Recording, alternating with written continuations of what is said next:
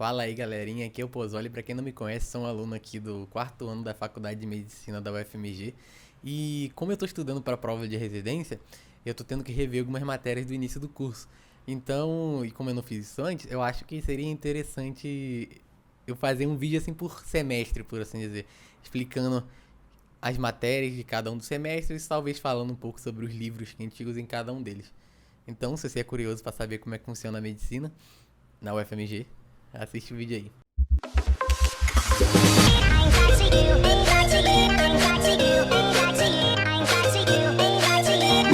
Tá bom, então bora pro vídeo.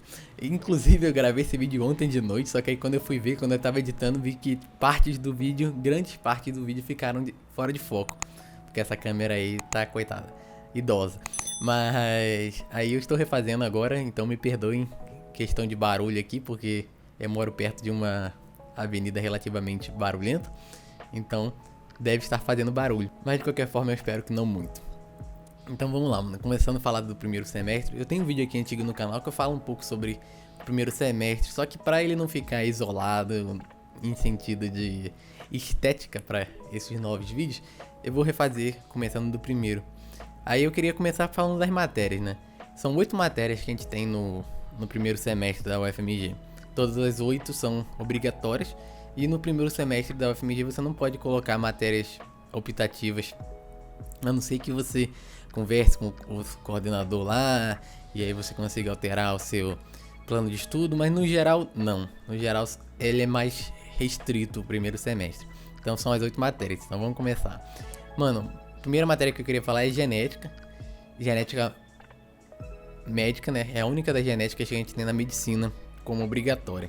E genética já é uma matéria que de certa forma a gente tem contato, né, no ensino médio, pra gente estudar pro vestibular, então vocês já devem ter uma noção do que a gente estuda. Basicamente estuda aquele processo de transcrição, tradução, né? Todo aquela ideia de que todas as informações para as proteínas estão codificadas nos RNAs, que por sua vez vêm dos DNAs. Aí, enfim, toda essa parada assim, você saber o que é uma metilação, o que você é uma acetilação, o que isso acontece, o que isso faz quando um gene tá, por exemplo, sei lá, metilado, você metilou uma estona, você você acetilou uma estona, desacetilou uma estona, o que isso faz para a transcrição do DNA, se incentiva, se não incentiva. Você entender um pouco o que é, como é que funciona o processo de replicação do DNA mesmo, sabe? As partes certinhas da mitose, as partes certinhas da meiose, mais aprofundado do que a gente vê no ensino médio. Mas não tem uma coisa assim que, mano, nossa, totalmente diferente do que você vê no ensino médio. E o livro que a gente usa para essa matéria no geral, né? É o Thompson e Thompson. Todos os livros, inclusive, estão linkados aqui, caso vocês queiram dar uma olhada. E a minha experiência com essa matéria, mano, foi meio que assim, eu estava pensando quando eu entrei na faculdade que ela seria mais aprofundada. Só que, como eu falei, não é tão aprofundada assim. E aí isso me incentivou a estudar meio que por fora, né? Ler mais artigos sobre isso pra tentar pegar uma parada mais aprofundada. Só que eles dão na disciplina o que, como um médico generalista, você vai precisar saber. Não tem como fugir muito disso. E então, é isso de genética. E passando para a próxima matéria, anatomia. Na UFMG nós temos 2 anatomias, uma fica no primeiro semestre e a outra fica no quarto semestre. E aí a gente chama de ou anatomia 1, anatomia 2, anatomia A, anatomia B, tanto faz. Mas na anatomia A, o que a gente estuda é os membros e o esqueleto como um todo. Aí fica para B a gente estudar o resto do corpo. E no geral dizem que a anatomia A, a galera gosta mais de anatomia A quem quer seguir pelo caminho da ortopedia, por exemplo. Porque, de fato, você tá vendo todas as questões de ligamento, de músculo ou de osso do esqueleto em si, você vê tudo nessa anatomia A mesmo. Mas eu que não quero ser cirurgião ortopédico e eu quero ser cirurgião cardíaco, mesmo não vendo o coração, tipo assim, eu achei fantástico, mano. Porque, tipo, literalmente foi o primeiro contato que eu tive com a anatomia, assim, com peças mesmo, né? E anatomia cadavérica. E, mano, é outro nível de aprendizado quando você tá ali vendo a anatomia de um cadáver. Mas, eu gostei bastante, mesmo não sendo a anatomia que estuda o coração, né? E o livro que a gente usa para anatomia, eu já falei um pouco aqui, as provas, né, as teóricas, elas são basicamente baseadas no livro do Moore, Anatomia Orientada para a Clínica. Ele é um livro muito maneiro de você pegar essa noção, tipo, teórica da anatomia, né? Você lê para você entender um pouco melhor. Só que ele não é um livro que eu considero, pelo menos, muito bom para Atlas. Então, de Atlas, o que eu utilizava era o Prometheus. Só que aí tem muita galera que gosta do Nether, tem muita galera que também gosta do Sobota. Então, isso aí fica a critério seu quando você for estudar. E diga-se de passagem que essa foi a minha matéria favorita do primeiro semestre e uma das minhas matérias favoritas na faculdade até agora. Prosseguindo, né? Para não ficar o vídeo muito longo falando de cada matéria. Deixa eu ver. Bioquímica 1. Mano, Bioquímica 1, uma dica, né? Pra você que, assim como eu, quer prestar a prova de residência americana. Mano, Bioquímica 1 é uma das matérias que mais caem. Então, você entrou na faculdade, já dá uma ideia pra Bioquímica 1. Bioquímica no geral, né? Não só 1. Mas não deixa, tipo assim, lá pra frente vou rever isso tudo. Porque complica mais a sua vida. Então, se você já puder dar uma importânciazinha básica pra ela, desde já, recomendo. Muito bom. E aí, basicamente, a gente vai... Em Bioquímica 1, a gente estuda um pouco das bases do funcionamento metabólico do corpo humano. Não necessariamente, tipo, as coisas mais complexas de metabolismo, porque isso a gente vê mais na Bioquímica 2. Mas na Bioquímica 1 você vai entender todo o comportamento ácido ou básico de um aminoácido, aquelas paradas de pKa, pKb, né? Eu acho que é essas coisas assim. Você vai entender isso tudo, você vai entender um pouco de glicólise, você vai entender um pouco de membranas, a questão dos fosfolipídios, essas coisas assim que você vai ver em Bioquímica 1. Um pouco de o que é uma enzima, essas paradas. Que processos que podem... O que são cofatores de enzima, que, por exemplo, que é acetilcoenzima A, que você vai ver em tudo quanto é canto. Um pouco disso que você vai ver em Bioquímica 1. O livro, mano, mais compreensivo, por assim dizer, que é basicamente a Bíblia da Bioquímica, é o Leninger. Só que, sinceramente, é difícil você achar alguém que vai estudar bioquímica pelo Leninger, sabe? É mais vendo as paradas da aula mesmo, que você... slide do professor, e aí você vê por algum outro canto. Eventualmente eu lia pelo Leninger alguns assuntos, até porque eu já tive bioquímica antes de vir pra medicina, em nível superior, então eu já tinha um pouco de familiaridade com o Leninger. Mas é um livro muito grande, tipo assim... Então, haja tempo, né, pra ficar lendo o Leninger, para estudar bioquímica, assim, inicialmente. E beleza, então já foram 3 matérias de 5. E a próxima matéria que eu acho muito maneira também, que tem no primeiro semestre, mano, é citologia. No caso aqui a gente chama de CHG, ou citologia, e histologia, eu acho, sei lá. Citologia humana geral, eu acho que é citologia humana geral. Mas, de qualquer forma, na citologia você vai aprender como funciona uma célula, tipo, individualizada. Como que funciona cada uma daquelas organelas, o que cada uma delas fazem, o que faz uma célula ser mais rica, por exemplo, numa organela do que outro tipo de célula. Porque você pode imaginar, por exemplo, que uma célula músculo, por exemplo, às vezes você está num estado de alta demanda metabólica, né? De alta demanda de oxigênio para você estar correndo. Então é interessante que um músculo de uma pessoa que se exercita mais de maneira aeróbica tenha mais mitocôndrios, porque toda a questão da oxidação fosforilativa, né? Fosforilação oxidativa, não é o contrário, acontece na mitocôndria. Então essa parada de metabolismo aeróbico, né? Você precisa da mitocôndria. Então se você tem mais mitocôndria, você consegue lidar com mais moléculas de glicose por essa via. Então você consegue gerar mais ATP. Então, e outro exemplo, por exemplo, uma célula secretora talvez tenha que ter muito mais do aparelho secretor. Então, talvez uma célula secretora tenha um aparelho de Golgi mais robusto, por exemplo. Tenha também retículo endoplasmático mais robusto, uma célula que tem que fazer, por exemplo, muito colesterol, ou lidar com muitos lipídios, uma célula... enfim, vocês entenderam. Entender as peculiaridades de cada célula, de cada estrutura celular, você vai ver isso em citologia. E é uma das matérias também que eu mais gostei do primeiro período. Eu gostava bastante também, até porque foi a primeira vez, por exemplo, que eu tive um contato com um microscópio, assim, no dia a dia das aulas lá. E eu achei muito maneiro. E o livro que geralmente usam é o Junqueira. E eu, particularmente, não gosto muito do Junqueira, mano. Eu acho ele muito reduzido, bem meia boca, sabe? Em questão de densidade de conteúdo. Mas pra dar uma lida inicial, até que é interessante. Mas o que eu mais utilizava mesmo é o material da UFMG mesmo, que as apostilas que os professores fazem, e era completaço e era bem bom de acompanhar, assim, né, as lâminas e as aulas no geral. E já passando para uma outra matéria, a quinta matéria, embriologia. Mano, embriologia, como o nome já sugere, você estuda o desenvolvimento dos embriões.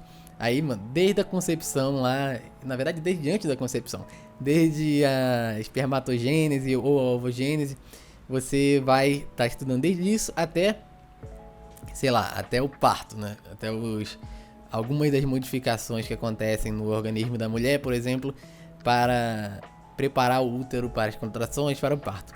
Aí você vai estudar tudo, mano. E tipo assim, é muito maneiro mesmo.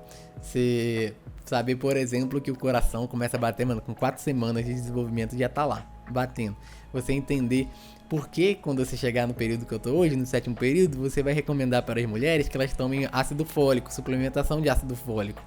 Por quê? Porque ajuda a combater defeitos no tubo neural. Mas aí você pensa, nossa, o que é tubo neural? Você aprende o que é tubo neural e o que é fechamento do tubo neural em embriologia, já no primeiro semestre. Então, tipo assim, muito massa. E o livro que usam para isso, embora também tenha uma apostila do departamento de embriologia, que geralmente você tem que pintar, mano, um bagulho muito doido, que é bom pra você diferenciar entre trofloblasto e, sei lá, cistotrofloblasto. Essas coisas assim, é o Embriologia Humana de Moore, ou Embriologia Médica de Moore, e esses livros são muito bons. Tem umas paradas de embriologia, mano, que tipo assim, muito decoreba, saca? Tipo, decorar aqueles fatores de crescimento é chato pra caraca. Tipo Sonic the Hedgehog, tá ligado? Mano, pra que eu vou ficar decorando isso? Se você não trabalhar com isso todo dia, é bem provável que você esqueça essa maioria das coisas. Então, essa parte, assim, da embriologia, eu não gostava muito, não. Mas, felizmente, isso não é a maioria, não é a maior parte. A maior parte é você estudando mesmo o desenvolvimento de cada órgão, o que é super importante para você entender o que pode dar errado, né? Geralmente, a embriologia você estuda assim. Isso deu... beleza, tem essa má formação. O que deu errado? Aí você chega lá e você entende os passos de desenvolvimento que pode fazer aquilo ali dar errado. Um que eu gosto, que vem em mente, né? Assim, por exemplo, é a dextrocardia, que é o coração virado para a direita. Por exemplo, se você tiver deficiência de uma proteína que chama de dineína, aí você não consegue ter no coração, você não consegue ter essa diferenciação de esquerda e de direita. Então o coração que viraria para a esquerda, na verdade ele vira para a direita. Enfim, síndrome de Cartanger, se não me engano o nome. Essas coisas assim todas você vai aprender em biologia. É muito maneiro, mano. E a 6ª matéria, que pra mim foi a última das matérias legais mesmo do semestre, que é a PHPS, que é atendimento pré-hospitalar e primeiros socorros. E sinceramente essa é a matéria que quando você chega na faculdade assim, você mais vai ter uma ideia tipo assim, mini médico. Porque você vai estar aprendendo literalmente como salvar uma pessoa que caiu na sua frente lá do nada. Você saber todo aquele, né, todo o passo do ATLS, que é o Advanced Trauma Support. Eu acho que é isso. Advanced Trauma Life Support, o suporte avançado de vida para o trauma. Que aí você tem uma série de coisinhas que você tem que checar, né? Tipo assim, respiração, nível de consciência, circulação, se tá perdendo sangue, se não tá perdendo sangue. Mas boa parte disso você já começa a ter uma visão geral disso nessa matéria. E aí você aprende a fazer uma RCP de boa qualidade, que super muda o prognóstico do paciente que acabou de cair na sua frente. Você aprende essas paradas. Você aprende o que é um DEA, por exemplo, que é um desfibrilador, que todo lugar que, se não me engano, tem mais de 3 mil pessoas passando diariamente, tem que ter obrigatoriamente por lei. Que é um desfibrilador, né? Que se a pessoa tiver sei lá, um dos ritmos chocáveis, tá com uma fibrilação ventricular lá. Se você não desfibrilar a pessoa, rapidinho ela tá morta. E você aprende tudo isso nessa matéria. Então é muito maneiro, mano. Realmente é muito maneiro. E essa é uma das matérias mais diferentonas, porque as turmas que vieram antes de mim, elas tiveram essas aulas durante os sábados letivos, durante o semestre. No meu caso não, meu caso foi durante as férias. Eu acho que eu tive 2 semanas diretão dessa matéria. E foi bem maneiro, mano. Mesmo sendo nas férias, eu curtia bastante. E agora as últimas 2 matérias que, sinceramente, não são as minhas favoritas. E eu acho que não são a favorita de muita gente. Não que a matéria seja chata, mas eu acho que é mais pelo método que são aplicadas. A primeira delas, mano, é a introdução à pesquisa científica. Quando eu pensei em introdução à pesquisa científica, eu literalmente pensei, sei lá, em IC, iniciação científica, né? Tipo, pesquisa, você poder, pela matéria, né, ter contato com linhas de pesquisa diferentes, mas não é nada disso. Basicamente, você aprende como funciona o fomento à pesquisa no Brasil, né? Tipo assim, você entender a estrutura de CNPq, de CAPES, o que é um Lattes, você fazer o seu currículo Lattes se você já não tiver feito antes. É mais essas coisas assim mesmo. Sinceramente, não tem nada de pesquisa científica em pesquisa científica 1. Você vai aprender mais sobre estudos científicos em iniciação à pesquisa científica 2. Que é, eu diria que é a matéria que mais tem matemática dentro da medicina de forma direta. Essa, IPC2. Essa aí é só depois no curso. No início, não. E não tem livro, essa matéria. Mas, tipo assim, as conversas e os slides dos professores. E, na verdade, é uma matéria bem de boa, de você ir bem na prova. Porque não é muito que com conhecimento, tipo assim, difícil, tá ligado? Não tem muito disso. Mas... E por último, mano, é CSAS. CSAS, que é Ciências Sociais Aplicadas à Medicina, aplicada à saúde, que é basicamente uma sociologia aplicada pra medicina. E eu gostei bastante do início dessa matéria, mano, que a gente aprende a questão da história da medicina e como nós víamos a doença antigamente, desde Hipócrates, na verdade desde antes de Hipócrates. Aí passa pela teoria dos humores, enfim, passa sobre isso tudo, aí você entender por que os médicos da peste negra, por exemplo, que atuavam durante a peste negra, usavam aquela máscara lá que parecia um corvo, porque na verdade na ponta daquilo ali tinha tipo um perfuminho, porque as doenças eram causadas pelos humores, que era o mau cheiro, por assim dizer, causava doença. Então se ele tivesse lá com um perfuminho lá, sentindo cheirinho de perfume o dia todo, ele tava suave, não ia pegar a doença. E é muito interessante essa questão assim, mano. Mas, sinceramente, essa foi a primeira introdução na faculdade de medicina ao método de ensino ativo, né? Que é o PBL, mano. E eu não sou muito fã disso não, porque pra mim isso não é estudo ativo. Pra mim estudo ativo literalmente é você ficar lá fazendo Anki, você fazer questões, você ter o estudo ativo e com essas paradas de questões, né? E ter repetição espaçada, né? Pra você de fato estar sempre botando seu cérebro em teste, como eu já falei em 1000 vídeos aqui no canal. Mas... E é isso, tipo assim, era mais questão de PBL assim, e TBL também, e eu não curto muito isso, sinceramente.